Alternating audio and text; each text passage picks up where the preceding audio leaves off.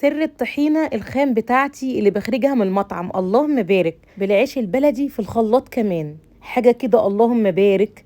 معايا كده حوالي كوبايتين مية مغلية، وهسقط فيهم رغيفين عيش بلدي عادي. العيش يبوش كده معايا خالص بالراحة كده، اخده بميته واحطه في الخلاط.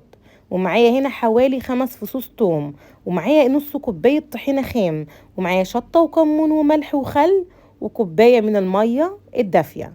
هضرب كل ده في الخلاط ناعم جدا. وبعد كده خلاص مجهزة معايا احلى طحينة اللهم بارك. دي بقى طحينة المطاعم يا جماعة، هي دي طحينة المطاعم بالعيش في الخلاط. كده مقاديرها سهلة وبسيطة، طعمها تحفة جدا. طيب بتقعد في التلاجة يا اسماء ولا الفريزر؟ التلاجة لمدة 10 ايام. تمام كده زي الفل. بصوا بقى القوام بتاعها، رغيفين 2 عيش هننقعهم كده في كوبايتين ميه سخنه مغليه.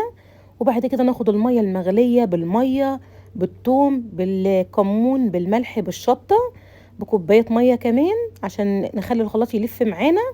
وكمان طبعا الثوم 5 فصوص ثوم، ونص كوبايه طحينه خام، ونضرب كل ده مع بعضه مع 4 معالق خل.